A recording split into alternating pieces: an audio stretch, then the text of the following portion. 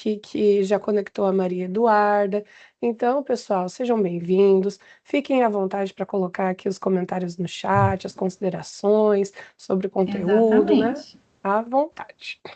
É isso mesmo. Vamos então aqui oficialmente dar, né, início à nossa segunda aula ao vivo de História da Arte. Pessoal, sejam muito bem-vindos. E estendo aqui, né, a fala da professora Adriele, né, a todos vocês, que vocês possam aqui de fato interagir conosco pelo chat, fazer desse momento realmente aqui uma sala de aula para ampliarmos o nosso conhecimento acerca da história da arte.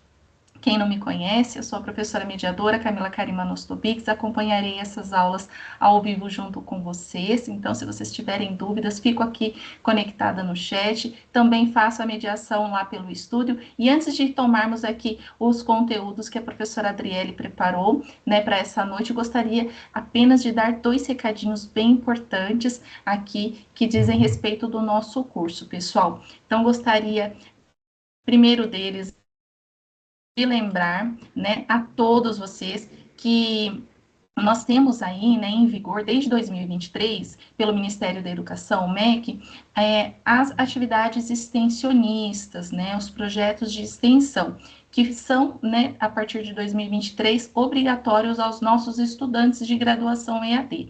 Então, pessoal, é muito importante, né, que vocês realizem essas atividades institucionais, porque estão de acordo com os cumprimentos, né, e solicitações do Ministério da Educação. Então, é muito importante que vocês realizem essas atividades, né, justamente aí para cumprir com a carga horária exigida, né, porque sem ela vocês não podem colar grau, então elas correspondem a 10% da carga horária total do curso, então é muito necessário que vocês cumpram, agora que vocês já estão na reta final do curso, né, deem uma olhadinha no estúdio, verifiquem ali no campo, né, da atividade de extensão para que vocês realizem. Além disso, também a instituição, né, a Unicesumar, visa ampliar esses conhecimentos dos nossos acadêmicos na prática, né, contribuindo para que vocês tenham, né, esse contato com a comunidade, ampliando a sua formação e também envolvendo projetos, cursos, eventos e outras iniciativas que também promovem essa interação entre a universidade e a sociedade. Tudo a ver também com o nosso curso de licenciatura em História, não é mesmo? Então, buscando aí essas soluções práticas para esses desafios reais que hoje nós precisamos enfrentar, e né, a universidade, a Unicesumar, traz, né, essa prática também aos nossos acadêmicos, contribuindo com essa carga horária aí exigida pelo MEC das atividades de extensão, pessoal. Então, a gente enfatiza a importância de vocês cumprirem com esses projetos, não deixarem para a última hora, devido à importância, né, de ter concluído também essa etapa do curso, né, de vocês, pessoal. E não menos importante, também queria lembrar a todos, né, na verdade, dar a notícia de que colocamos agora, né, nessa semana, lançamos novamente aí o projeto Brasil Histórico, pessoal. Então, o Brasil Histórico foi lançado no último ano, né, em 2025, e por ele ter sido tão importante assim, tanto ao nosso curso quanto também para a instituição, nesse ano nós colocamos a edição 2023 e nessa semana lançamos aí a edição 2026 do projeto Brasil Histórico. E assim, como no ano passado, pessoal, esse projeto tem um caráter histórico-social, mas agora ele está destinado a todos os alunos aqui de vários cursos da educação à distância, não mais só ligado a licenciatura em História, mas os demais cursos aqui institucionais também poderão participar. Então, de tão importante que esse trabalho foi, agora em 2026, esse projeto se tornou multidisciplinar, tá bom? Buscando promover esse reconhecimento, essa valorização de fato aí do conhecimento histórico para além da sala de aula. Pessoal, esse projeto é realmente maravilhoso. Quem participou no ano passado já faço aqui o convite para que participe novamente, trazendo suas contribuições. E quem não participou, não pôde participar no ano passado, né?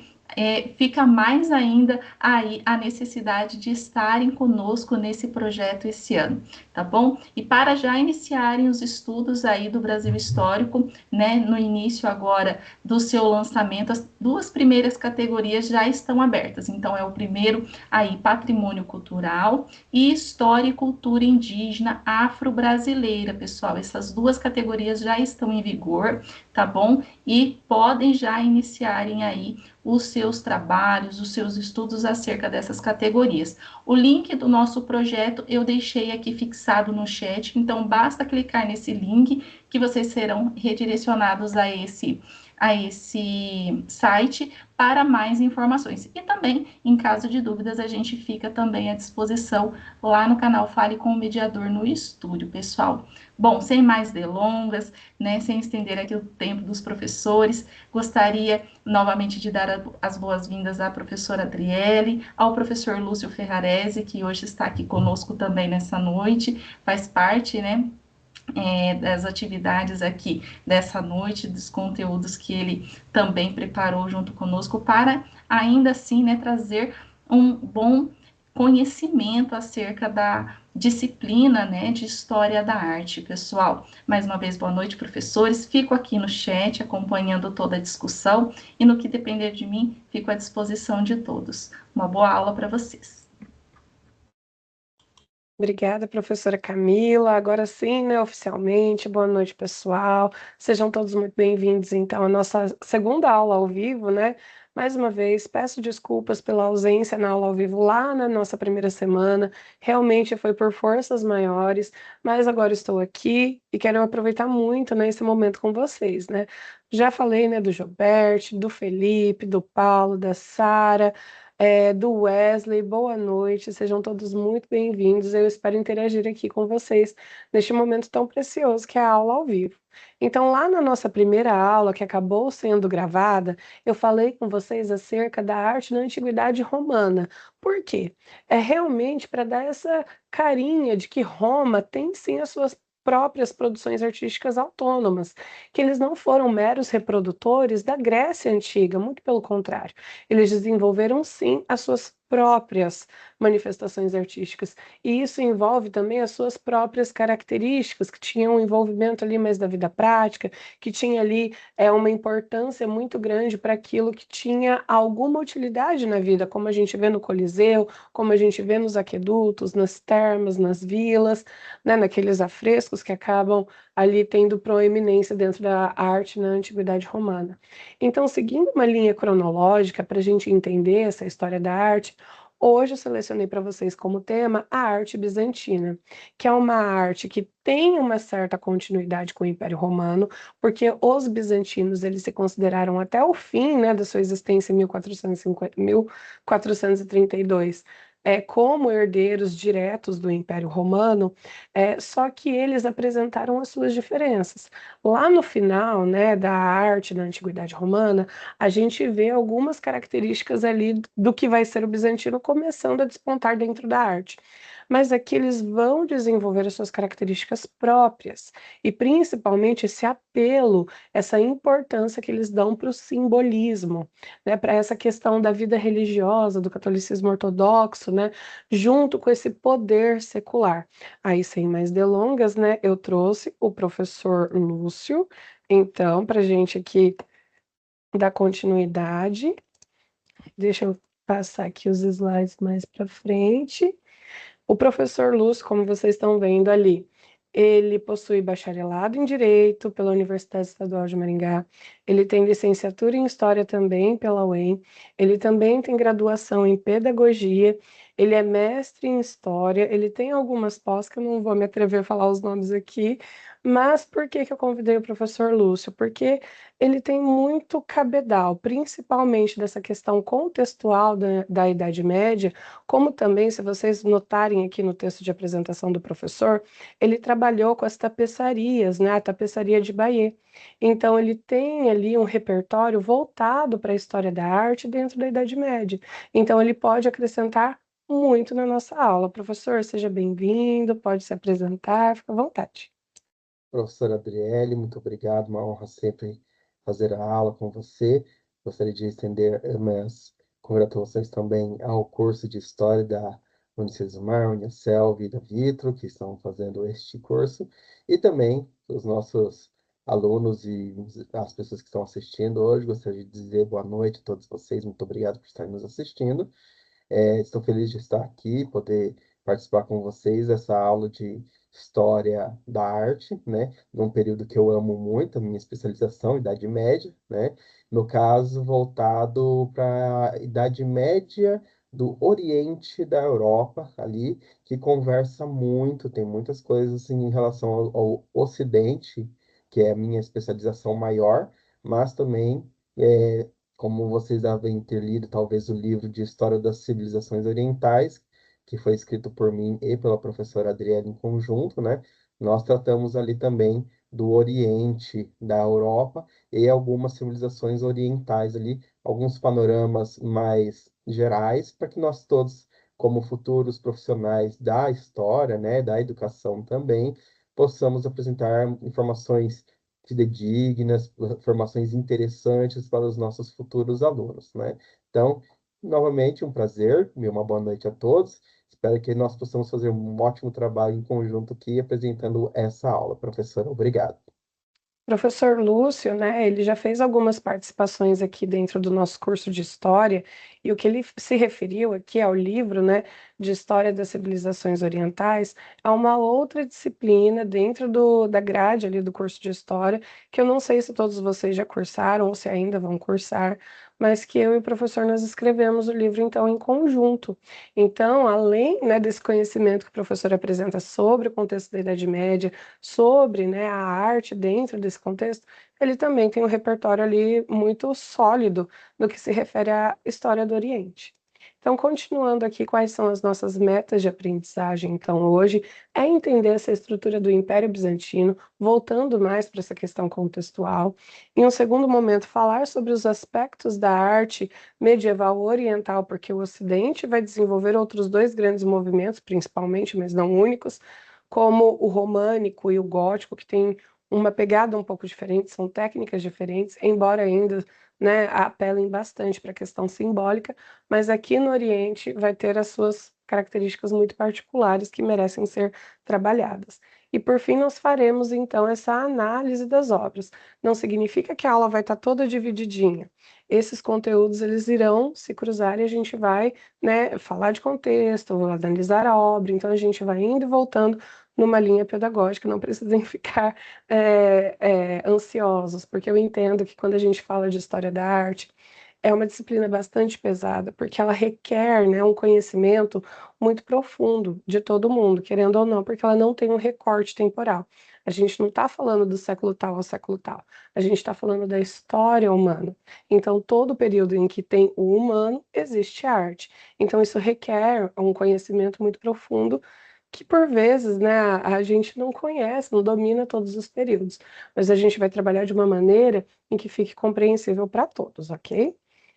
Então, aqui começando com a problematização, eu gostaria que vocês participassem aqui no chat. Eu estou olhando aqui do ladinho, porque vocês estão aqui para mim, né? A câmera está aqui, mas aqui está o chat onde eu consigo ler então os comentários, ver o professor Lúcio, ver aqui quem está participando da reunião. Então, eu sempre vou estar dando uma olhadinha aqui para o lado. Então, eu quero que vocês respondam aqui. O que você conhece da arte bizantina? Inclusive, né, aqui eu estou dentro do estúdio, chegou uma das moças que trabalham aqui e disse que ela conhecia essa arte bizantina porque ela participou do rito bizantino. Eu achei isso muito legal, porque não é muito comum, né, aqui, pelo menos em Maringá, né, onde a gente está, não é tão comum. Existe sim uma igreja ortodoxa que tem esse rito, que tem, né, essa tradição, mas não é comum, não é uma comunidade tão grande. Então, eu gostaria que vocês colocassem aqui no chat para gente. O que você conhece da arte bizantina? Antes dessa aula, você já tinha visto alguma coisa? O Felipe falando, ó, eu já fui a uma igreja greco-ucraniana de rito bizantino. Tá valendo, Felipe? Essa é uma das maiores igrejas, pelo menos aqui no Paraná, que trabalha, né, com essa questão ortodoxa. Aqui no Paraná a gente tem uma comunidade bem significativa, né, de descendentes de ucranianos. E eles têm realmente, né, eles são, né, em sua maioria, da Igreja Ortodoxa. né? Então, dando continuidade aqui, vocês podem ir participando que a gente vai fazendo a leitura dos comentários de vocês, ok? Qual é o significado, então, de se utilizar, de se estudar a arte bizantina? Em primeiro lugar, muitas das igrejas, por mais que não tenha, né, sido diretamente da Igreja Ortodoxa, bebe de alguma forma da fonte ali do ortodoxismo dessa cultura. Se a gente olhar, né, na arte contemporânea, dentro das igrejas, a gente vai ver muitas ressignificações. Então, é como se utilizassem as técnicas do passado com um novo significado. Então, muitas igrejas aqui do Brasil, às vezes, nem têm essa consciência, mas eles utilizam das técnicas aqui desenvolvidas dentro do Império Bizantino. É, o Felipe colocou mais um comentário, ó. Uma curiosidade: os ortodoxos e católicos de rito oriental não usam estátuas em seus ritos, apenas pinturas e mosaicos. Isso o professor Lúcio vai comentar com a gente depois, né, professor?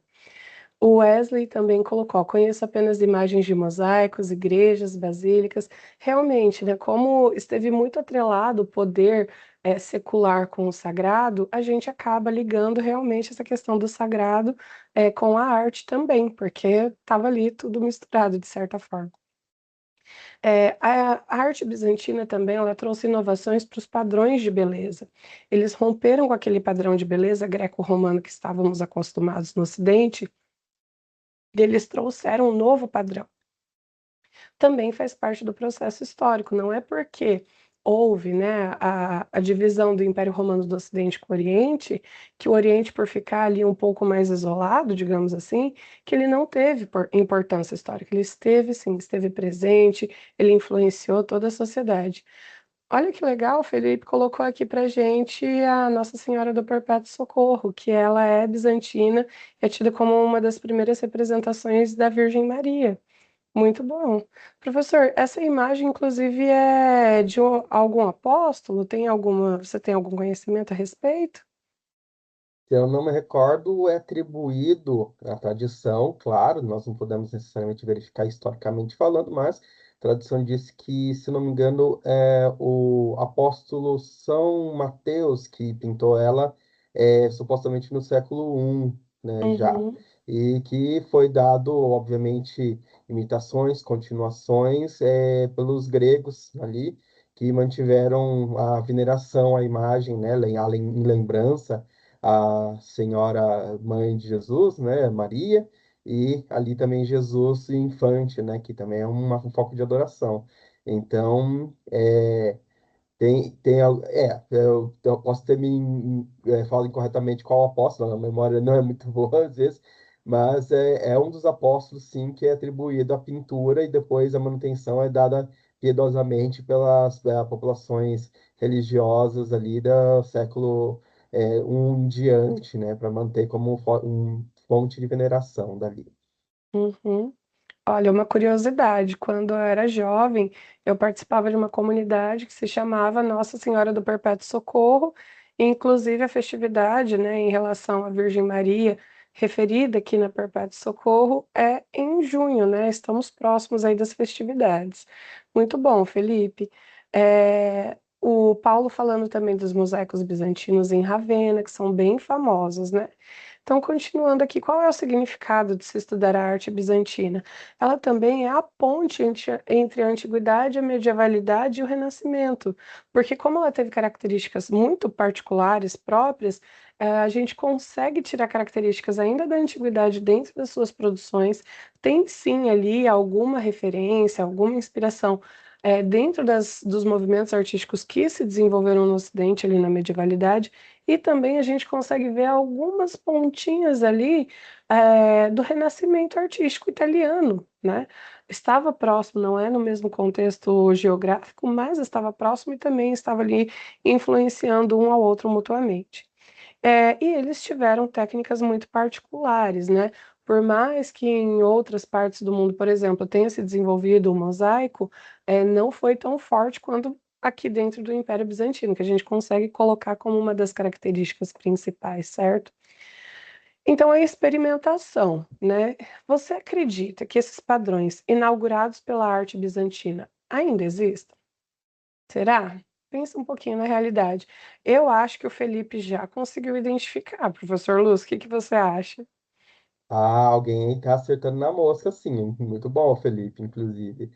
Eu vou me segurar para responder essa agora. Tem que deixar os alunos responderem a experimentação. Vamos ver se até lá, ao final da aula, eles vão perceber é a, qual é a descendência da arte bizantina na nossa atualidade. Sim. Inclusive, professora Camila, se você estiver aqui acompanhando a gente, teria como colocar o link do Padlet aqui no chat para os alunos irem participando, que daí no final a gente consegue projetar aqui na tela Coloco, as participações. coloco sim, professora, só um minutinho. Tá bom, obrigada. Então, continuando aqui, né, já que tem a participação ali, que a gente vai ver o que os alunos estão falando. O Felipe falando, ó, que na Rússia e nos países da Europa Oriental, esse estilo artístico ainda é extremamente comum. Sim, também porque eles tiveram a herança, eles também tiveram muita influência do Império Otomano, não é, professor Lúcio? De fato, né? Houve ali uma continuação do Império Otomano, que absorveu a arte bizantina e trouxe ali para a própria cultura deles, né? E também temos os descendentes dos ortodoxos que saíram ali dos gregos, foram em direção à Rússia, pregar o evangelho ortodoxo ali, dos cristãos ortodoxos, e fundaram a Igreja Ortodoxa Russa, né? Inclusive, também os ucranianos estão ali, participando dessa mesma história, inclusive, né? E essas, essas influências artísticas ali vão continuar participando da sociedade e vão chegar até mesmo hoje em dia.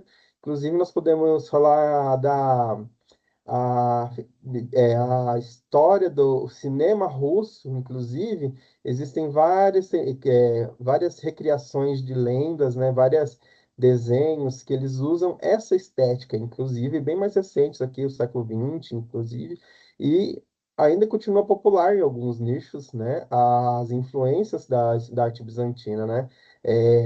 A partir dessa estética bizantina que depois vai para a Rússia, e a Rússia também influencia vários lugares do mundo, né? Após a Revolução Russa, de 1919, vai trazer essa característica artística que vai ter alguns nichos, alguns lugares que vão se espalhar ali e continuar existindo até mesmo hoje em dia. Se procurarem na internet, tenho certeza que vocês vão encontrar desenhos estilo russo que vão retomar algumas características desses desenhos bizantinos até e a partir dali vão trazer para outros pontos. Então, começando aqui, né, as nossas metas de aprendizagem com a arte bizantina, né, já coloco aqui para dar esse gostinho, né, de quero mais sobre a arte, é uma foto da Hagia Sofia, né, que foi uma das principais igrejas durante o Império Bizantino, deixou de ser igreja, passou a ser uma mesquita muçulmana, deixou de ser mesquita por um tempo, passou a ser museu e atualmente voltou a ser uma mesquita muçulmana, mas que originalmente era uma igreja ortodoxa ali dentro do Império Bizantino. E essa daqui é uma fotografia dela à noite, que é muito bonita, né? Inclusive. Começando então mais essa questão contextual sobre o Império Bizantino, ele durou de 330 depois de Cristo, quando Teodósio divide ali o império entre Ocidente e Oriente para os seus dois filhos. Um deles, né, herdou então essa parte oriental. E esse Império Bizantino, ele existe por toda a Idade Média, por mais que eles se considerassem os herdeiros diretos do Império Romano. Eles duram até 1453 depois de Cristo. Professor Lúcio, quer falar um pouquinho sobre isso a respeito? Certamente. Império Bizantino é muito interessante, né? Especialmente para nós que trabalhamos com a história, né? Como um irmão ali, não um contraponto, mas um ponto lateral ali, a história do Ocidente medieval. Estamos bastante acostumados a estudar a história do Ocidente medieval, como que foi o feudalismo francês, as diferenças do feudalismo aplicados na Inglaterra, né? Um pouco da história da Espanha e de Portugal, que são os nossos antecedentes mais diretos, né? E, no entanto, nós temos uma certa defasagem na nossa escola, infelizmente, né, de que não existe muito debate sobre a Idade Média, como ela foi se desenvolvendo ali na região do Mar Mediterrâneo, né? Pois lida com algumas questões, como, por exemplo, as invasões muçulmanas, né? Lida com os piratas do Mediterrâneo também, que recebem ajuda dos muçulmanos. E ali para o lado do Oriente temos o Império Bizantino, que se mostrou, como eu posso dizer, um tapa na cara de muitas pessoas que poderiam dizer que tal e tal influência foi negativa para o desenvolvimento da história humana, né? Como, por exemplo, alguns historiadores já debateram sobre a queda do Império Romano ter se dado pela ascensão do cristianismo, por exemplo, quando temos ali um império, também o Império Bizantino, nós chamamos de bizantino eles, claro, eles não se consideravam diferentes dos romanos, eles se consideravam Império Romano ainda, mas um império de longa duração, né, mais de 1000 anos de existência, estável, né, e teve características culturais sólidas, certo? Que se mantiveram durante muito tempo e que, no entanto, não teve a sua queda advinda, seu enfraquecimento advindo pela suposta religiosidade, mas sim por outros fatores, para sempre relembrar que não podemos, como historiadores, atribuir características únicas, né, ou monolíticas a certos períodos, certos corpos políticos, a certas situações religiosas, né? É uma cadeia de fatores e de fatores múltiplos ainda por cima que vão explicar o que nós consideramos como a ascensão, o estabelecimento, eventual enfraquecimento de algum corpo político, por exemplo, né? Enquanto o Ocidente teve suas dificuldades na Idade Média em relação aos povos não cristianizados do norte da Europa, né? E também a quebra do comércio ali na região do Mediterrâneo após enfraquecimento da capital em Roma, e nos ortodoxos focados na Grécia, focados ali em Constantinopla, né, inicialmente chamada Bizâncio, vão continuar mantendo um auge, um esplendor, uma grande evolução tecnológica, uma grande evolução científica, inclusive, pautada em certo naturalismo romano e também em buscas religiosas cristãs, né? E também uma região de comércio constante ali com o Oriente também, né? Capacidade de trocas por terra, especialmente, né? Mas também controle marítimo, pelo menos de sua região circundante, durante um milênio ou mais.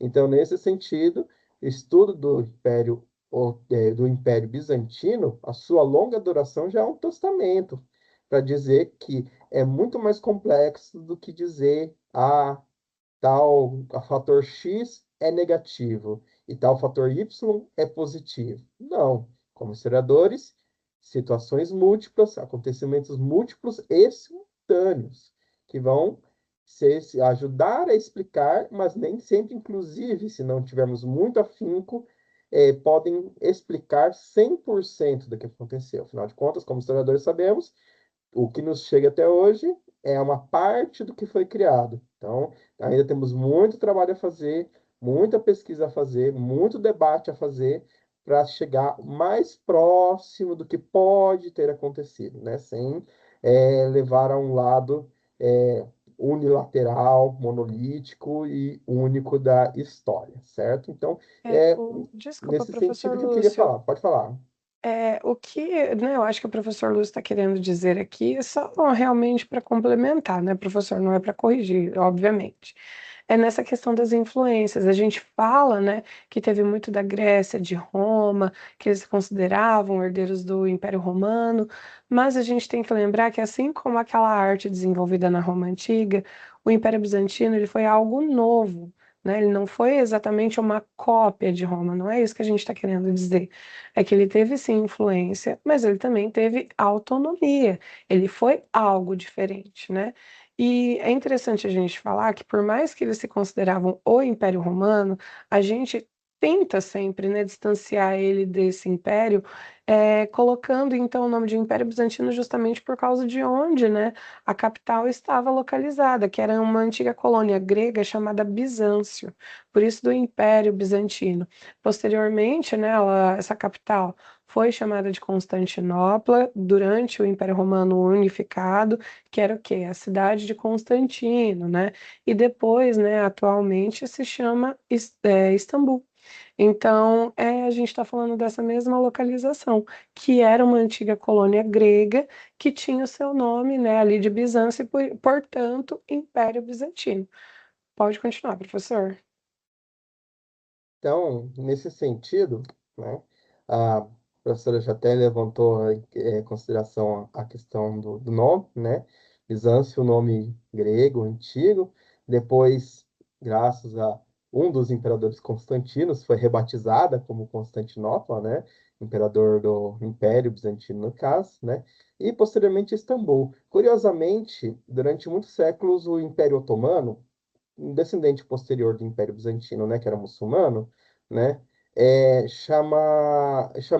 muitos anos chamou ainda Constantinopla, né, mas posteriormente, na Idade mais moderna, que foi rebatizada de Istambul, ali próximo com a laicização da sociedade, né, querendo retirar características religiosas do nome da cidade, chamaram de Istambul, que tem origem nas palavras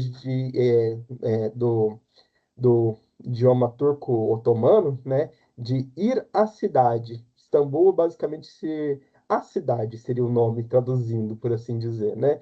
Então, é só uma característica interessante que eu gostaria de ter levantado isso, né?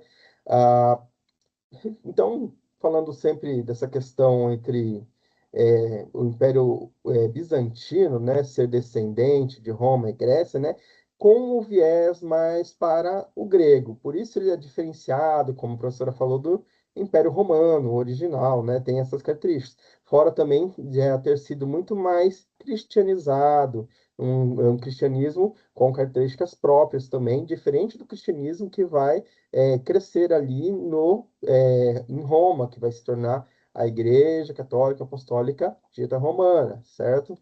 É, uma das características também muito interessantes do Império Bizantino em si é a localização geográfica dele. Por que isso?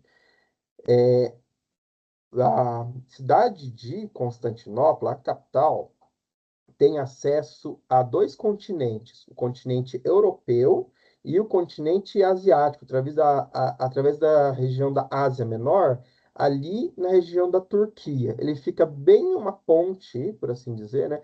Um istmo bem próximo também de terra, uma pequena passagem de mar no meio, certo? Ela fica numa pontinha de terra que conecta facilmente com outra ponta de terra através do mar ali, e que vai dar para a Turquia. Porque e também Professor, ele desculpa, você quer que passe para o slide do mapa, depois a gente a- volta para esse? pode ser, pode ser. Então Então, pode passar ali para o slide do mapa e colocar ele para funcionar, né? Esse aqui é um slide acelerado do crescimento e desenvolvimento, né? Enfraquecimento também do Império Bizantino, gente, né? Mas se vocês notarem ali no pontinha final, o roxinho que aparece mais ou menos agora, né? É, ele está nessa conexão entre o Mar Mediterrâneo e o Mar Negro ali, no norte, que vai dar acesso ao norte da Europa, vai dar acesso aos russos também, né? Inclusive, um dos movimentos de cristianização foi dos gregos ali do Império Bizantino em direção ao norte da Europa para os russos, certo? Então, você tem quatro pontos focais de comércio, Europa para Oriente e Oriente, na Ásia, né? E a Ásia para Europa, e o norte da Europa para o norte da Europa em direção ao norte da África através do Mediterrâneo. Isso é, quando você consegue lutar com os piratas, fazer o comércio, etc. Regiões de grande comércio trazem muitas pessoas de culturas diferentes, é, trazem produtos diferentes, traz riqueza e traz troca de ideias, certo? Então, uma das características que fez com que o Império Bizantino tivesse esse poderio e essa duração, essas riquezas que atravessam os seus territórios, certo? Estar ali no controle de determinada região, de terras, permite você cobrar impostos, fazer a compra de produtos e ser um subsidiário, ser um mercador secundário para cobrar ainda um valor maior, né? Você vai trazer produtos, por exemplo, lá da Ásia, por exemplo, a seda, né? E você compra por R$ 10 e depois revende por 15, né? Para a pessoa que não quer sair lá da Europa e ir até a Ásia. Você faz todo o processo de várias e várias pessoas lentamente seguindo o caminho da seda, por exemplo. A mesma coisa, norte da África ali, né? Egito, produção de muitos alimentos durante muito tempo, né?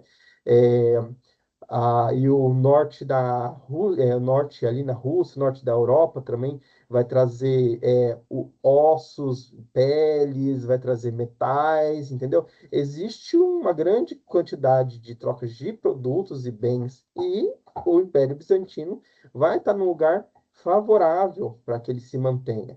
Com acesso a mais dinheiro, claro, você pode não apenas pagar mais soldados para manter a sua segurança, mas você pode, por exemplo, quando você estiver próximo da morte, fazer uma doação para uma igreja. Ou então, quando você tem uma conquista, fazer uma bela arte que comemore, né? Criar uma nova igreja em honra a essa vitória, né? Essa riqueza aí é transformada, trazida em belas obras de arte que vão transmitir a sensação de que a pessoa que está comprando aquilo, né, que está pagando por aquilo, deseja, mas também, indiretamente, demonstrando características da sociedade local, né? Inclusive, se vocês notarem a imagem lá no começo da aula, né, tem muito uso do ouro, né, muito uso do colorido dourado, né, para trazer esse é, característica de uma beleza etérea, que é uma característica muito comum da arte bizantina, certo? E a temática é religiosa nesse sentido, né? Se eu não me engano, era uma imagem do batismo de Jesus Cristo, né? Por João Batista, aparecia o Espírito Santo e Deus Pai, dizendo que aquele era seu filho abençoado, seguido pelos 12 apóstolos ao redor, né? Professor, E a você barca quer da que eu igreja, né? volte para esse slide? Para a gente dar uma Se quiser olhadinha? voltar rapidamente naquele slide, né? Neste Ah, daqui, né? sim, vocês podem ver o ouro, né? Uma característica, o dourado, né? Uma característica de lugares que têm muita riqueza. E para o homem religioso, que vão ser a maior parte das sociedades humanas, diga-se de passagem, é necessário dar o seu melhor para o divino, né? Então, eles dão o que eles têm acesso, o ouro, as técnicas, né? As cores, eles dão o que é melhor para eles ali, né? Aqui também temos a imagem, um dos patriarcas, né?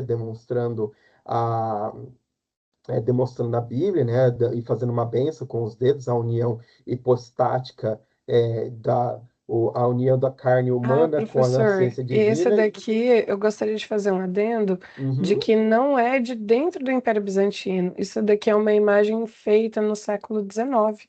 É uma inspiração na arte bizantina, mas não é da época do Império Bizantino independente. Sim, mas ainda enquanto o homo religio, né, o Sim, homem sim. religioso, se dá o melhor de si para a arte, né? Então, o dourado, daí, graças à experiência da arte bizantina, faz parte para trazer essa ideia do Uhum. etéreo, da beleza resplandecente também, né? E, Aqui também, né, o interior da Hagia Sofia, a sim, gente tratou sim, como se fossem imagens ilustrativas, mas não eram, né, no final das contas. Então aqui a gente vê que tem a imagem ali da Virgem Maria com o menino, a gente vê algumas inclusões também da religião muçulmana, já islâmica ali dentro, mas a gente ainda vê essa mistura, né, do católico ortodoxo com essa questão do islamismo, né, que acabou Sim, sendo transformado em outro tempo. e ainda assim, a demonstração, né, pode manter aí, é a demonstração de como o homem religioso, a maior parte das sociedades, lembrem-se, religiosas, né, deseja entregar o seu melhor de si para o divino, né? A tentativa, em algumas sociedades é de apaziguar, em outras é de se sublimar, se tornar mais próximo do divino, né? E a arte, nessa sociedade, a arte bizantina, vai querer perpassar esse sentimento, né? Sublimar as emoções, elevar o ser humano para pensar nas figuras religiosas, figuras divinas da sua sociedade, né? Então, quando se tem uma sociedade que está ali nessa transição, tem acesso a essas riquezas, né, a ponte entre o mundo ocidental e oriental, vai ter acesso a riquezas e a arte vai seguir também essas riquezas, né? Afinal de contas, artista não come a tinta, né? Eu sei que tinha umas tintas feitas com ovos, se eu não me engano, né, professora? Se Sim, na tivesse Grécia muito ruim, talvez Antiga. comesse a tinta de ovos, né? Pois é, não Mas, recomendo. enfim, mas normalmente o artista não consegue comer a própria tinta, então ele precisa ser pago. Para alguém conseguir pagar, alguém precisa ter dinheiro. Para ter dinheiro, precisa comércio, produção, enfim, com todas essas características essenciais da sociedade, produção econômica, né, que também vão participar e influenciar umas às outras, né? A cultura influencia a economia influencia questão militar influencia a questão política influencia a cultura, etc, etc, etc. Então, lembre-se, fatores autônomos e estão agindo ao mesmo tempo, né? Então, vamos então continuar explorando um pouquinho mais então a cultura do Império Bizantino, né? Posso passar É, então, professor, o Sim, claro. slide? Eu só gostaria de levantar Uhum. o seguinte tópico. Uma das características do Império Bizantino que fazem com que ele seja diferenciado da questão do Ocidente europeu, né, é a questão que ele conseguiu manter uma unidade política muito forte, né? Após o enfraquecimento de Roma no Ocidente, foi a ascensão, como vocês devem lembrar, do feudalismo, vários pequenos poderes, né? O rei, o imperador tinha um papel mais como o primeiro entre os pares, não necessariamente como um mandante que devia ser obedecido a qualquer custo. Essa característica não transformou o Império Bizantino. O Império Bizantino conseguiu manter uma unidade política na figura dos imperadores, um único líder, né? Que inclusive influenciou na questão religiosa. O Império Bizantino adotou a política religiosa de cesaropapismo. É uma noção onde os líderes laicos, eles tinham o poder de interferir na religião, na igreja, no caso, né? No ocidente da Europa, essa característica foi diferenciada. Os reis não poderiam ditar na maior parte do tempo da Europa ocidental, tá? Teve alguns momentos que teve influências, mas os reis não poderiam ditar, por exemplo, quem o Papa poderia escolher como bispo. Isso foi uma briga no Ocidente, inclusive. No Ocidente, papas e reis brigavam constantemente. Na Alta Idade Média, no começo da Idade Média, muitos reis escolhiam bispos, escolhiam um irmão, escolhiam alguém, um amigo de confiança, né? E muitos papas lutaram contra isso, né? Para eles escolherem terem os seus próprios homens de confiança nos cargos de bispos, né? No no Império Bizantino, Europa Oriental, no caso, né? Não, o César, o papismo, né? O líder da igreja era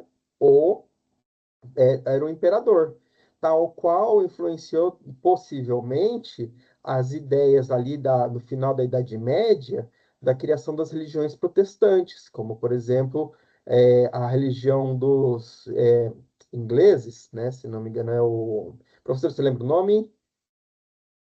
Perdão, Religião. professor. Perdão? Qual foi a pergunta? A religião do anglicanismo. Wesley, muito Anglicanismo. obrigado, né? É muita informação às vezes na minha cabeça, mas sim, Uhum. o anglicanismo, onde o papel de líder da igreja é o do rei, né? Na Inglaterra.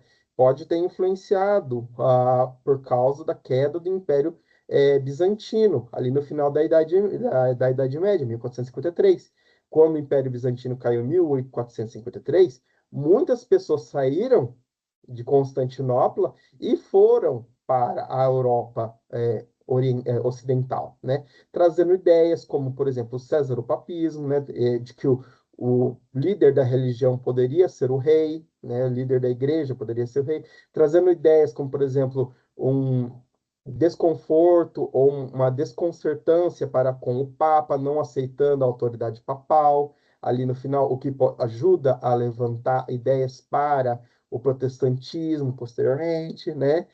Trazendo novas tecnologias, trazendo novas ideias artísticas, né? Que eles trouxeram ali do contato com os otomanos ali, trouxeram ali da Grécia para o interior, trazendo talvez o renascimento, né, artístico. Então, existem todos esses fatores que têm todas essas conexões que nós temos que levar em consideração, ok? Então, agora sim, podemos dar Uhum. continuidade. Tem um comentário aqui do Aristeu que eu achei interessante, né, que ele fez, ó. Podemos notar que a religiosidade acabou por estimular diversas expressões artísticas durante a história da humanidade.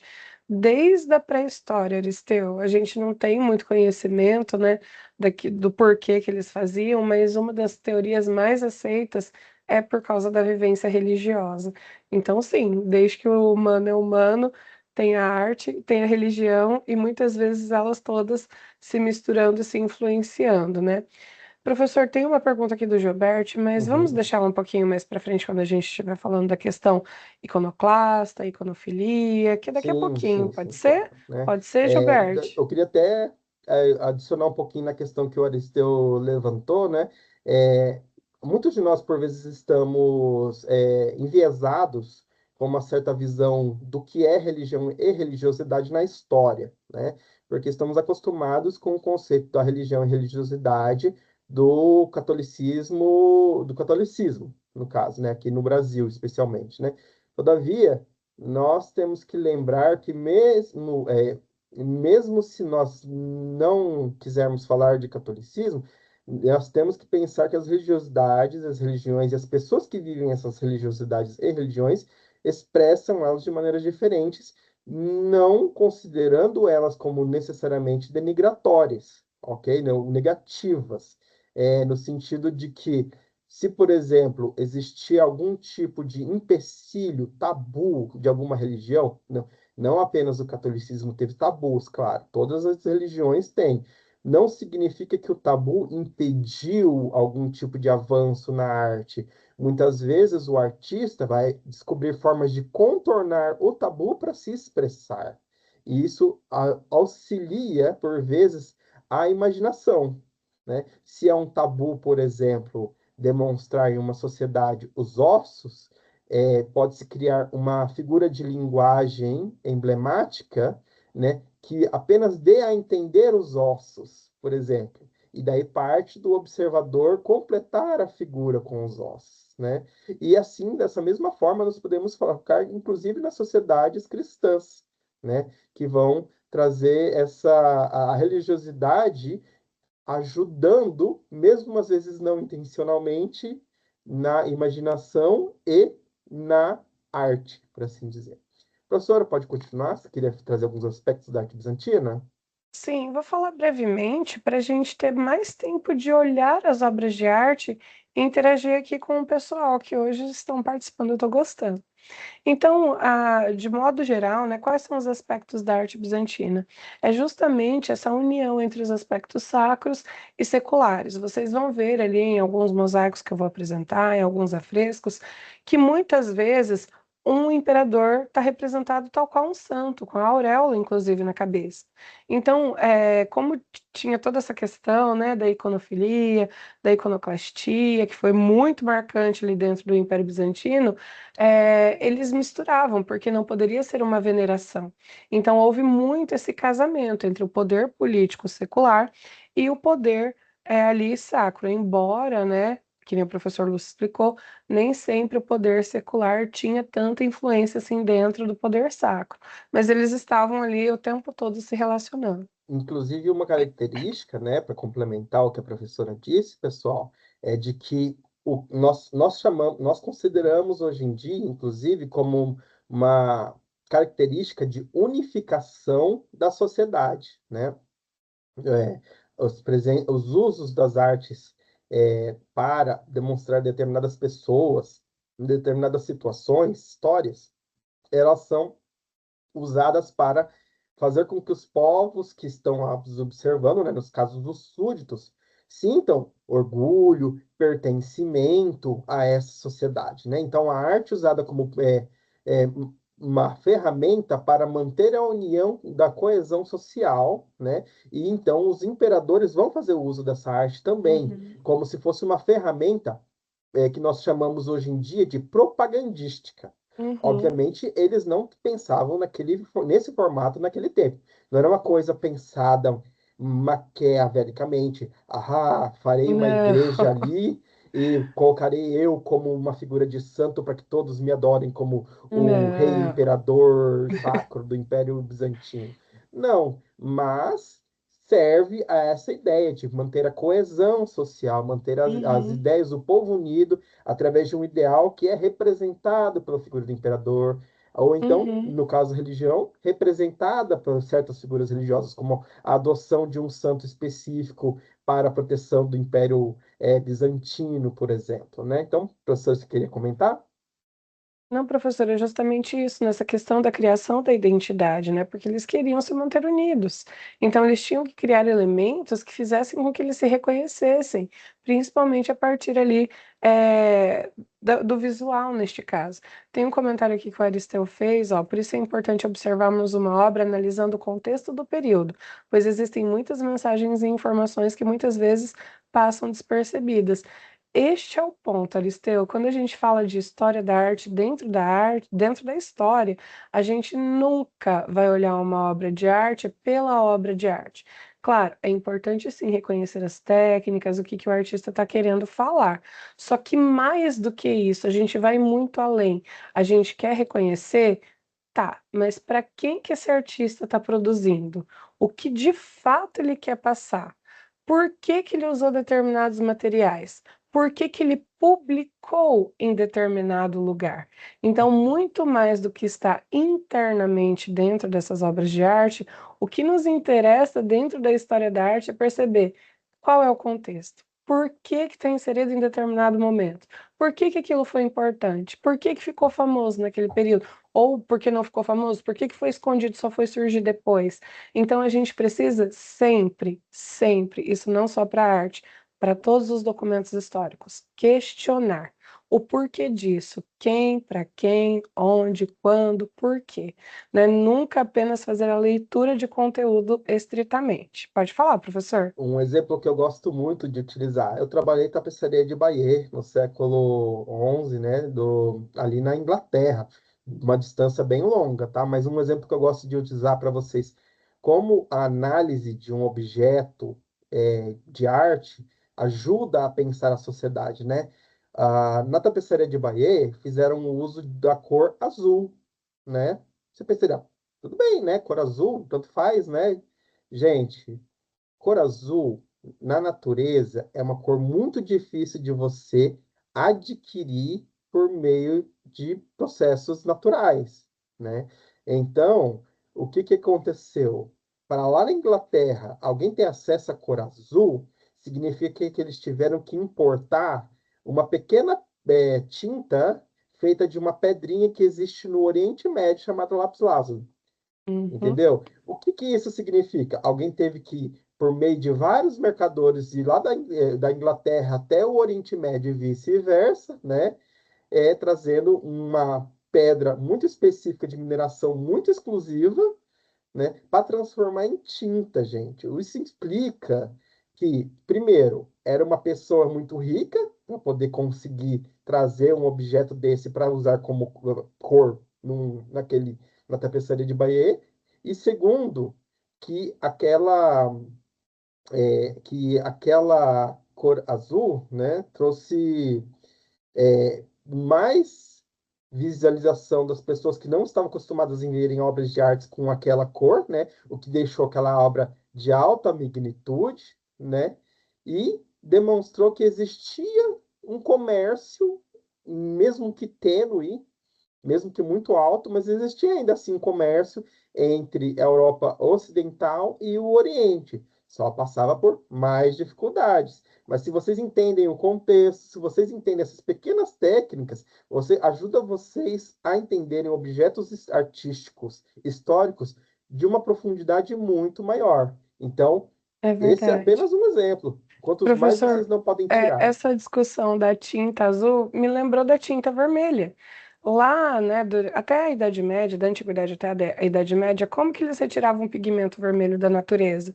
A partir da fermentação de ostras. Ostras já é uma coisa muito pequenininha.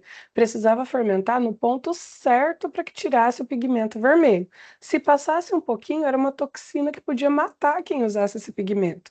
Então, por que que chega aqui no Brasil e os portugueses ficam enlouquecidos com o pau-brasil? Olha a dificuldade para conseguir esse pigmento vermelho. Então, quem usava, né, esse pigmento vermelho em obras de arte, principalmente em tecidos, né, no caso da tapeçaria, ou em outros objetos, né, significava que tinha muito dinheiro, porque ele tinha o dinheiro para pagar um processo de fermentação de ostras, né, que tá certo que lá na Europa é um pouco mais comum do que em muitas regiões aqui do Brasil, que está concentrado mais ali na região de Santa Catarina, a produção de ostras, mas ainda tinha todo um processo muito melindroso que se passasse um ponto era na verdade um veneno e não pigmento. Então a gente tem que ver essas nuances, né? Igual o Aristeu falou do roxo e do lilás, é justamente porque a junção do azul, que muitas vezes também dava para retirar da ostra, mas era muito difícil, era mais fácil importar ali da antiga Mesopotâmia, do Oriente, do que ficar ali fazendo a fermentação da ostra com esse pigmento que era extremamente raro. Claro, eles tinham outras madeiras que também tiravam esse pigmento vermelho, mas não era o mais comum. Então era muito caro esse processo de tinta e muitas vezes a gente deixa passar despercebido, né, dentro da obra de arte. Mas voltando então aqui, professor, para falar um pouquinho dessas técnicas, né, da arte bizantina, a gente pode falar dessas grandes influências que o professor já comentou, que teve ali a influência da antiguidade romana, greco-romana, não só romana, do catolicismo ocidental, dos muçulmanos, que também estavam ali o tempo todo tentando derrubar esse império até conseguir em 1432, e dos cristãos heterodoxos. Também tinha mais foco no simbolismo, na mensagem que queria passar, do que no desenvolvimento de uma técnica que imitasse a realidade. Quando a gente pensa na Grécia e na Roma, principalmente na Roma, é uma imitação da realidade, tanto que muitos bustos eles eram feitos a partir de moldes de cera do rosto das pessoas. Na Grécia tinha também essa busca pela realidade, mas era mais um ideal de beleza jovem, de corpo muito bem tratado, enfim, mas era uma busca incessante para imitar a realidade dentro da obra de arte. Aqui isso daqui começa a cair. Não é mais essa tentativa de imitar a realidade no seu ideal ou tal qual ela é, mas o que ela quer dizer. Então, muito disso do ouro que está incluso ali é porque simbolizando a riqueza. Um gesto de uma mão, que nem o professor estava falando daquela cena daquele santo, né? Acho que é São Salvador. Tem um significado. Então, cada elemento dentro de uma obra bizantina, ela significa alguma coisa. Então, eles estão mais preocupados com o simbolismo do que a imitação da realidade. E os acontecimentos marcantes aqui eu vou precisar da ajuda do professor Lúcio para explicar os três conceitos antes da gente partir daí para as análises das obras, que é da iconoclastia, a iconofilia e a iconodulia. Certo, certo. Então, pegando o gancho ali da professora, opa, se puder manter naquela anterior lá, né? É, pegando o gancho, então, da Saiu, professora, professor? Eu vou voltar então. saiu, foi para Isso, agora sim, acertando. Então, pessoal, só relembrando um pouquinho, então, o contexto novamente, né? Ali no Ocidente, ficou-se meio que isolado da região do Mar Mediterrâneo. Os muçulmanos controlaram o Mar Mediterrâneo. E para o Oriente estava o Império Bizantino, que, criando a sua própria característica, suas próprias culturas, né, se viam como diferenciados do Ocidente, né? Mas ambos tinham uma raiz comum, que é o cristianismo. No Ocidente, o cristianismo foi se aflorando como o catolicismo, o católico apostólico romano, né? Teve muitas lutas, muitos embates, debates também, etc., mas foi crescendo para esse lado. Na Grécia, no Império Bizantino, ali, né? Tinha muito contato com muitas áreas com pensamentos diferentes. Lembra que eu falei da questão da economia? Era um ponto de encontro de 4 regiões, né? Então tinha os católicos, óbvio, tinham influência também, né? Era próximo da Itália, próximo de Roma. Os muçulmanos estavam também próximos, debatendo sempre com os ortodoxos, e tinham também seitas cristãs que também nem sequer seguiam as ideias dos ortodoxos e nem dos católicos. Ali quanto mais ia para a região da África, região mais distante ali do Oriente Médio, surgiam outros pensamentos cristãos também. Então tinha muito debate ali, né? E para manter-se essa união do Império Bizantino, que nós falamos, ficou centralizado na figura do imperador, a arte também seguiu essa ideia de criar uma união cultural, né? Trouxe essas figuras preciosas. Mas a influência principal foi o cristianismo ainda assim, tá? E dentro do cristianismo, se vocês conhecem um pouco da história da religião do cristianismo, né? Usa-se também a questão das escritas dos judeus, né? Das escritas hebraicas, que nós chamamos de Antigo Testamento. Existem passagens falando sobre a questão religiosa de que não criará imagens de seres que estão acima do céu, né? Ou os seres espirituais, como é interpretado, os seres da terra, né? Os seres carnais, ou os seres que estão debaixo da terra também, que são os demônios, os seres inferiores e malignos, né, por assim dizer.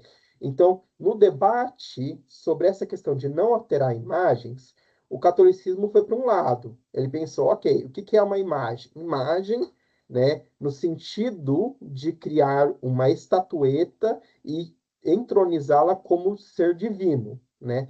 Aquela imagem é o Deus, que é uma característica comum das religiões do Egito, de Roma, da Grécia, tá? Eles faziam isso na antiguidade de a estátua ser o ponto de habitação do Deus. O Deus não dependia da estátua, claro, mas ele chegava lá, habitava, e é por isso que eles davam comida para a estátua.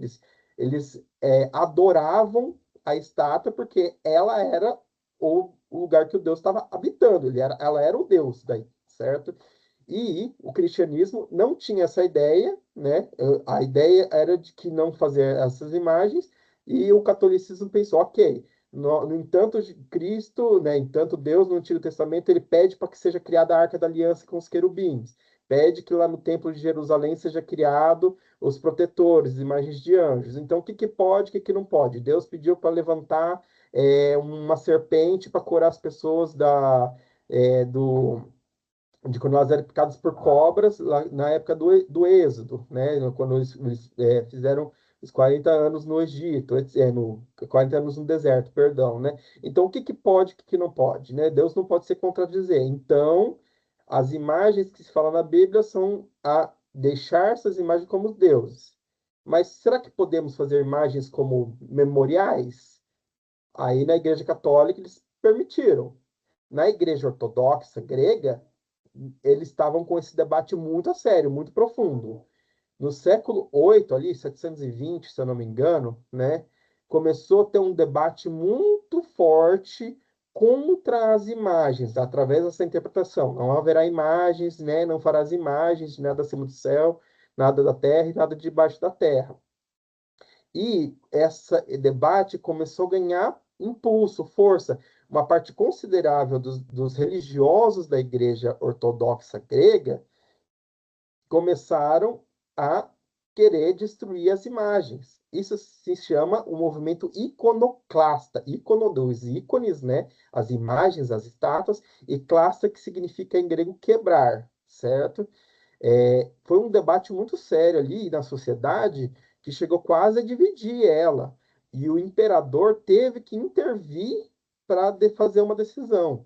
Durante um tempo, o imperador negou que fosse feita qualquer tipo de imagem, quase como se fosse a religião muçulmana, que, olha só, estava ali por perto também, influenciando esse debate, por assim dizer. Né? Não de maneira é, direta, assim, não desejando mesmo fazer, mas existem essas influências, né? Existem esses contatos. Então, durante um tempo, o imperador teve que ceder para não ter uma guerra civil, praticamente, né? E as imagens foram destruídas, né?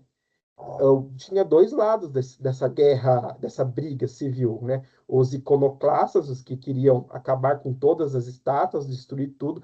Tinha vandalismo, inclusive, nas ruas, né? Eles quebravam as estátuas que tinham herdadas dos gregos, dos romanos, e quebravam as estátuas de santos, etc., que estavam dentro das igrejas, né? E tinha os iconofílicos, né? Da iconofilia, aqueles que gostavam das imagens, não pensavam as imagens como algo negativo, né? Pensavam as estátuas fora da igreja como estátuas de cunho histórico, de cunho artístico, e as estátuas dentro da igreja igual os católicos romanos, né? É apenas uma memória, é apenas para relembrar, você tem que pensar na pessoa que está no céu, não há estátua que é a pessoa aqui, e não é para adorar a estátua, mas que ela serve como uma foto, uma lembrança, uma memória da pessoa que é um servo de Deus, ou então as estátuas de Jesus Cristo, do próprio Cristo, né? De lembrar do próprio Cristo, pensar na sua mente diretamente para com Deus e por aí vai, né? E nessa briga, ficou-se umas décadas lutando, né? Os iconoclastas ganharam, mas posteriormente houve o retorno dos iconodulíacos, né? Os que respeitavam as imagens, né? Essa briga civil se tornou uma nova visão que os imperadores tiveram que também trazer novas leis, etc. Acabou se transformando no movimento da iconodulia, ou seja, as imagens podem ser reverenciadas, mas apenas em determinados contextos. A Igreja Ortodoxa grega estabeleceu regras muito rígidas, né? O patriarcado do grego estabeleceu regras muito rígidas para o que poderia ser uma arte piedosa e aceita e o que seria então uma arte não aceita. E respondendo então o Jobert, que perguntou mais cedo, né? Isso. As regras artísticas eram determinadas pelos religiosos com a decisão do imperador legal estabelecendo essas regras, entenderam? Então, aí vocês chegam nesse contexto posterior da Igreja Ortodoxa, que você não pode ter estátuas dentro da igreja. As estátuas podem existir fora da igreja, né? Elas podem existir nas ruas, né? Estátuas de beleza, não precisa destruir as estátuas romanas, gregas, ou pode fazer estátuas não religiosas, né? Mas dentro da igreja só existem algumas artes sacras permitidas, que nós vamos falar daqui a pouquinho.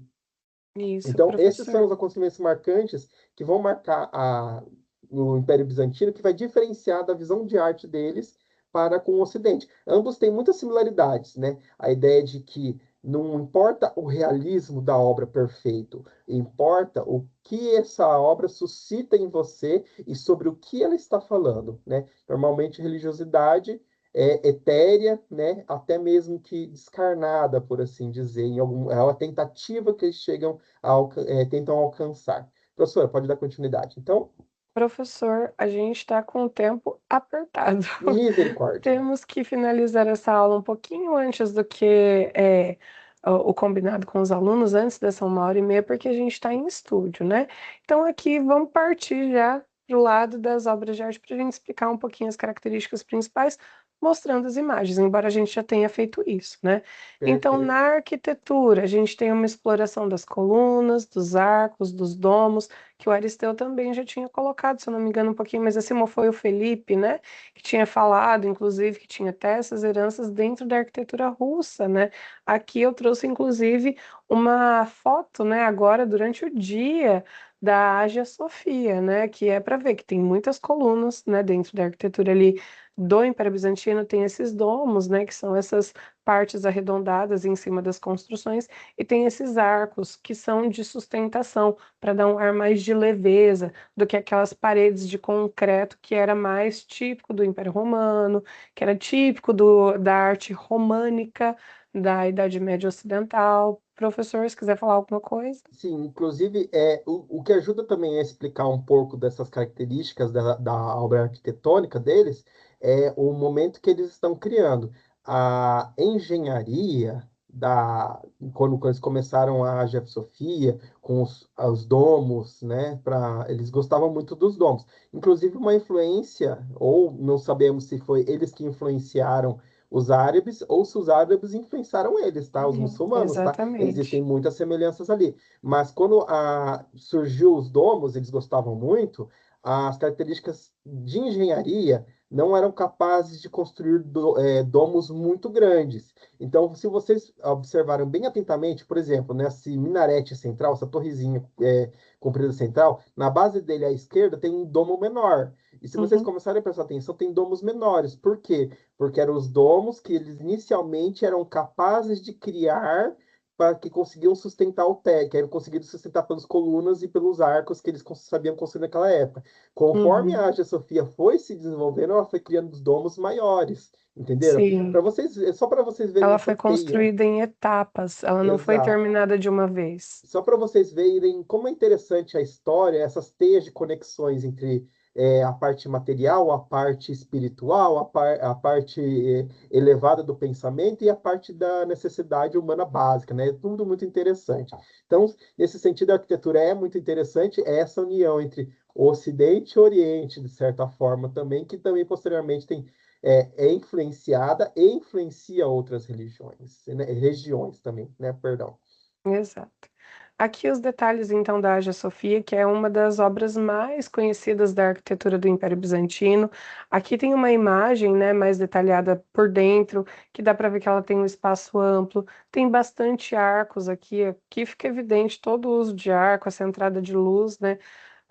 Aqui tem um outro foco para dar esse foco aqui no Duomo, mas o Domo, na verdade, grandão desse jeito, só foi surgir depois do feito do Brunelleschi lá no Renascimento. Isso daqui é uma adição posterior, mas já tinha, né? Se vocês observarem que nem o professor Lúcio falou, mais ali embaixo da imagem, alguns domos mais pequenininhos que ele já utilizava. Então, a Hagia Sofia ela foi um grande marco dentro da história do Império Bizantino, primeiro porque ela foi erguida durante ali o reinado do Justiniano, que reinou durante o século VI, ou seja, bem no comecinho do Império ali. Foi entre 532 e 537, com edições posteriores. Então, ela levou muitos anos para terminar, ela não foi terminada de uma vez.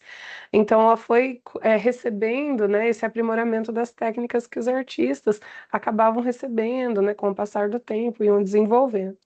E ela também era para ser funcional. Ela tinha esse objetivo de ser um templo religioso, mas ela, até pouco tempo atrás, né, quando já se era a cidade de Istambul, era o principal abastecimento de água da cidade. Ela tinha a principal cisterna de água ali dentro e foi constituída no reinado do imperador Justiniano.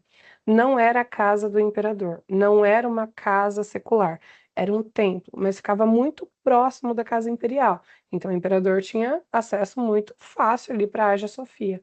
Mas a Hagia Sofia acabou sendo um centro político muito marcante para o Império Bizantino, principalmente ali na capital do Império. E ela é uma construção fortificada para não ser atacada. Professora, a gente tem que dar uma acelerada, então a gente falar Certo. bem brevemente sobre os afrescos, né? São cenas que formam uma imagem total. Compõem as arquiteturas, então elas nunca são autônomas para não serem ídolos, como o professor explicou para gente. E ela preza pela simplicidade e pelo vislumbre, o simbolismo. Pode comentar, professor. Então, diferente do Ocidente, que gostava de outras formas de expressar cenas, como, por exemplo, tapeçarias e também pinturas em quadros, né, telas, etc., ali no Império Bizantino eles gostavam dos afrescos, fazer diretamente na parede, ali, né, pintando, etc. Então, eles mostravam a arte de uma outra forma. Essa é uma das permitidas artes sacras, né, do Império Bizantino ali. Tanto é que vocês não vão ver estátuas, mas vocês vão ver afrescos nas igrejas ortodoxas, por vezes. Então, aqui tem uma cena dos três anjos, né? Aqui tem uma outra cena do Inferno e a Ressurreição da Igreja de São Salvador, aqui, século XIV também. Vocês Uhum. vão ver Aqui é essas Jesus Cristo pinturas. resgatando Adão e Eva do inferno para os céus, né? Exato, quando ele é a destruição do inferno, né? Quando aqueles Isso. 3 dias que ele está morto, né? Então, o afresco funciona dessa forma. Ele não vai estar como uma pintura removível. Ele vai estar ali na parede feito, né? O mosaico é a mesma coisa, só que é uma técnica de construção diferente. Ao invés de ser essa pintura feita na própria parede, né? Você vai ter uso de pequenos cacos de materiais para a construção de uma imagem maior, né? Então, por exemplo, aqui vocês vão estar vendo, são vários pequenos pedacinhos dourados que foram juntados para criar um mosaico aqui de Jesus, uma das expressões de Jesus Pantocrator aqui, né? Uhum. Aqui bem sutil, claro, mas Muito aqui suave. mas Mas ainda o assim, Cristo Pantocrator é interessante, porque uhum, essa daqui não dá para ver muito bem, mas se vocês tamparem metade do rosto de Cristo, vai ter uma expressão mais severa e a outra um pouco mais piedosa. Essa daqui está muito sutil, não dá para fazer o teste, mas existe essa versão. Tem outros mosaicos também, né, dentro do Império Bizantino. Aqui nós temos o João II Comneno, que é um imperador que está do lado de quem? Da Virgem Maria. Então, para simbolizar mais uma vez a reunião entre o poder secular e o sacro, mas ainda tentando não pender para essa questão da adoração de ídolos. E aqui a gente tem dos mosaicos mais famosos, né, o segundo, que é do imperador Justiniano ao centro, com o bispo Maximiano à direita, que é um dos clássicos. Ó, o professor Lúcio colocou um pantocrátor ali no chat para vocês fazerem o teste, que dá para ver certinho essa dicotomia, né? Tinha as esculturas também que não eram permitidas dentro, né, das igrejas, como o professor falou, então elas foram menos expressivas nesse momento, mas, né, o Império Bizantino, de certa forma, ele ditou moda. Eu trouxe aqui para vocês a esposa do imperador Justiniano, que é a Teodora, e ela ditava a moda da época. Então, esse vestimento que ela está vestindo era o que todas as mulheres da alta sociedade queriam. E não só isso, ela era o ícone de beleza. Então vocês conseguem ver uns olhos mais amendoados, um rosto mais fino, mãos e pés mais afilados e menores. Então a figura não é mais corpulenta, cheia de curvas. Agora ela é o quê? Esguia, é fina. Então mudou-se, né, esse estilo, essa moda. A gente não vai conseguir exibir o Padlet, ah, professor, e nem vamos conseguir fazer na prática. Fica aqui para os nossos ah, alunos. Está acabando, a professora Camila já apareceu aqui para então irmos nos despedindo, professor. fazer o quê? É que tem muita coisa para falar, né? É muito gostoso de falar e de ouvir também, espero, né? Mas espero que vocês possam ter aproveitado essa aula da minha parte e da parte da professora Adriele também. Eu gostei muito da apresentação da Adriele, claro. Professora Camila, a palavra é sua. Ah, com certeza, professores. É um prazer, né, estar aqui junto com vocês, mas infelizmente a gente precisa encerrar um pouquinho mais cedo, em virtude aí de estarmos, né, utilizando o estúdio da instituição, mas sem dúvida nenhuma é um conteúdo maravilhoso aí que eu tenho certeza que a gente se estenderia por mais 1 hora e meia tranquilamente aqui, porque é um conteúdo que instiga muito, né, esses debates, essas informações, essas discussões aqui na aula, tanto que o nosso chat aqui esteve, né, a todo momento movimentado. Então a gente agradece mais uma vez a presença da professora Adriele, do professor Lúcio, que esteve aqui gentilmente, né, trazendo essas informações e esses conteúdos para nós nessa noite. E agradecemos também muito aqui a presença dos nossos alunos, porque sem eles, sem dúvida, né, professores, nossa aula não teria sido a mesma com essa interação e com essa discussão de fato, né, que a aula ao vivo propõe. Agradeço muito aqui a presença de todos, não vou citar nomes, porque são realmente vários alunos que estão aqui presentes nessa noite, a gente sabe da disponibilidade de todos e realmente fazem, né, jus aqui as necessidades de estudo. Muito obrigada, pessoal, por todos aqui estarem presentes conosco. E nós fazemos, né, professora Adriele, o convite para que no dia 21/5, na próxima aula, terceira aula ao vivo, estejam novamente aqui conectados, discutindo, interagindo, para fazermos desse momento aí essa construção do conhecimento. Mais uma vez agradeço a todos e já me despeço para que, né, possamos concluir a aula. Até logo, professores, até logo, alunos. Estou à disposição lá pelo estúdio também. Tchau, pessoal. Até semana que vem, hein? Beijo. Tchau.